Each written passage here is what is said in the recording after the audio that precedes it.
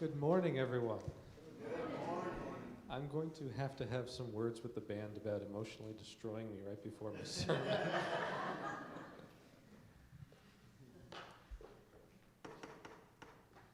Good morning, everyone. What a beautiful day it is. I think I can say that and everyone can agree with me today. Actually, at the risk of ruining the ambiance, I would like to open the blinds today because it is like the first beautiful day of spring. So could I have someone, thank you very much, open up the blinds and maybe we'll get some bright sunlight in at some point. Actually, my dad was saying just yesterday, it seems like spring is finally coming around. And so hopefully it will stick around, knock on wood. Oh wait, the podium's not wood anymore. I don't know whose idea that was. That was a really beautiful, beautiful song. All the music today was beautiful from the band. Let's give it up for the band again.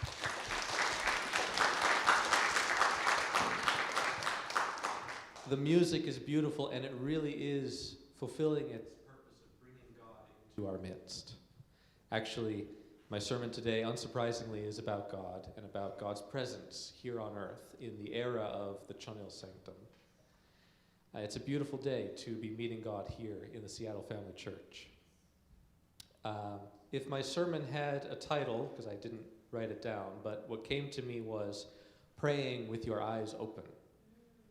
Because today, in the era of Chunil Guk and in the era of the Chunil Sanctum, of God's substantial presence here on earth, I feel that there is a place for our prayers to be reverent, but there's also a place for our prayers to really be bright and joyful and eyes wide open.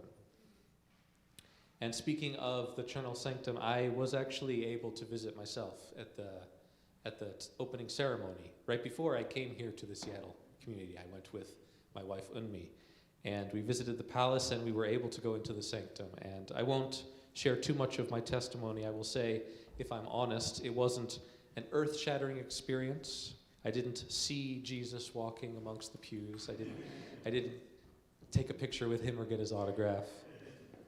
But it was special all the same. And I felt honored to be welcomed into such a personal and sacred place.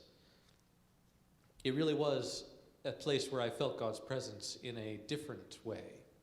But if you will recall, for those of you who were here 2 weeks ago and heard my wife Unmi give a sermon, she was talking about the concept of experiencing God everywhere, not just in the temples or the churches or the prayer rooms, but in the mountains, in the valleys, in your homes, in your lives.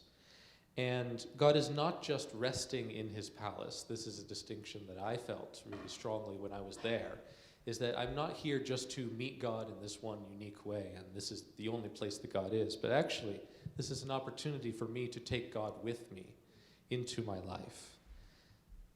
And God is just as present in the rest of the world, in the rest of our lives, as he ever was, even more so now. But I will admit that for a long time, I have been wanting to experience God more. Maybe I wasn't taking the initiative and actually making the difference. But recently, perhaps more recently than I care to admit, I've been really trying to put into practice what it means to experience God in my life. So I have been walking outdoors. Where I live right now is a beautiful natural environment. There's lots of houses, but the yards are large and the lawns are unkempt and the flowers are growing everywhere. And actually I realized, among other things, that I was really ignoring all the wildflowers that are just everywhere where I live.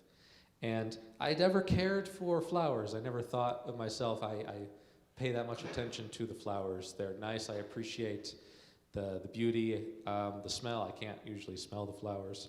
I appreciated the flowers' design, that their purpose and unique design allowed for their reproduction through pollination, the natural cycle of the world. I really love that system. I love God's creative character in that way. But as I was walking around in the past short while, going on walks in the mornings, sometimes even so early the flowers aren't out yet, but by the time I come back, they're starting to bloom. I had actually forgotten that flowers bloom. I had been so detached from the natural world that I forgot that detail of God's creation. And I realized that that's kind of disrespectful, but really it's just not appreciating. Like, I'm surrounded by God and God's creation. And true parents really emphasize this, that we should really take cues from the natural world, that we should be able to look at the natural world and say, nothing of human creation could compare to this. A single flower, as Father said many times, a single wildflower that is otherwise unremarkable can really show you God and creation and the universe. And if we don't appreciate it, we are sinning before the natural world without even realizing it. That is also a direct quote. But I don't take it to mean that we should repent for not appreciating nature every day, but that we are just unconscious of how present God is. And in this era, the era of Chonilguk, I feel like God is starting to show himself to us even more vividly. I've always known in my heart, in my head, that God is visible in the natural world, that I will experience God through the things I see, the people I interact with. But I'm coming to realize now more in a real sense that he is present with me. He's actually, I've sometimes felt like behind my eyes or somewhere in my presence is like God is walking with me as I walk down the street. And at the same time, I'm beginning to recognize all these gaps where God is not, I am not witnessing God. And I never thought about it before, but there's all these moments where I look back for a second and I go, why, God was there, but I was ignoring him. Especially when it comes to technology. Like anytime I pull out my phone, I'm starting to realize, and he's gone. He's still there. But the phone is like, I guess the firewall also includes God somehow, because it's just a distraction. It's something that's blocking me from recognizing his presence. There are many distractions, even as I'm just walking down the street and my phone is away. Some of them are pleasant, like the sounds of the animals, the roosters and the dogs that are barking at me as I pass every single day, as if they've never seen me before. Other distractions that are less desirable, like my own thoughts that are getting in the way, thoughts about future obligations, expenses, anything. Amusingly, I was on a walk this morning. I got up very early so I could prepare emotionally for this sermon. And as I was walking, trying to feel God's presence, the biggest distraction was my sermon. Because I kept thinking about, okay, I should talk about this. It's like, wow, I feel God. I should talk about that. So at one point, I actually just said, God, can you just help me with my sermon a little bit? And then I felt like we're working a little bit together. Actually, the reason why I don't have a presentation today is because I wanted to express this presence of God without distractions. Even my presentation might be a distraction. But I wanted to go through an exercise with everyone, and this is kind of inspired by goal-setting exercises and also just wanting to experience God present with us right now. So I would like everyone to not close your eyes. Because again, there is a place for prayerful reverence. And in fact, I say that, but I really mean it. When you go and you pray and you offer devotion and you really bow down and you are humble, that is a beautiful thing, and God really receives that. And you can have beautiful experiences. But this is just something different. This is an attempt to meet God with our eyes open, to really see God in every waking moment. So I want to paint a picture for you. Imagine a day where you really experienced God. You wake up, I guess in the very beginning your eyes are closed because you're sleeping. So your eyes are closed, you wake up, and the first thing you see is perhaps the upside down head of a toddler staring at you. I don't know. I've never had that experience, but I bet some of you have. It's absolutely... I have, yes. I'm sure it was a handful. It's absolutely terrifying, but that's God. That's just an example. You wake up, and the first thing you experience is whatever you experience, but the first thing you think is, okay, good morning, God. And God is present with you throughout your morning routine, through every mundane step that you take, brushing your teeth, taking a shower, doing hundoke, going for a walk. You feel God's presence, and it doesn't feel like a distraction, like Like I have to force myself to think about God at every waking moment. It's just natural, okay? Every day that we live in our lives has its ups and downs, but this is a particularly good day. Why is that? Because you are present with God. In the good moments in the day, you are naturally thanking God. It's not an obligation. It's not what you're supposed to do. You just feel gratitude. In the hard moments in the day, something happened, something that was less than convenient. You are not overwhelmed. You are not distracted. You are actually grounded in your reality. This is what's happening now, but God is with me. And whatever this is for, it is part of my experience, but we will get through it. And God's support in your life is felt tangibly. And then in the mundane moments where nothing particularly good or particularly bad is happening, you are still sharing them with someone. You're sharing them with your loved ones, whom you see God in, and you're also sharing directly with God this experience. I share this, I paint this picture because this is what I determined that I wish in my life, to have that kind of relationship with God. To see in every waking moment, I can turn and say, there's God, and he wasn't absent. He was there the whole time. But I would like to paint another picture of a day. This one is one that we will experience many times in our lives. It's not a joyful day full of easy moments. It's a very difficult day. Maybe it's somewhere in the middle, something very difficult happens, or maybe you woke up and from the very beginning it was already hard. Perhaps it's a momentary but very significant challenge you're facing in your life.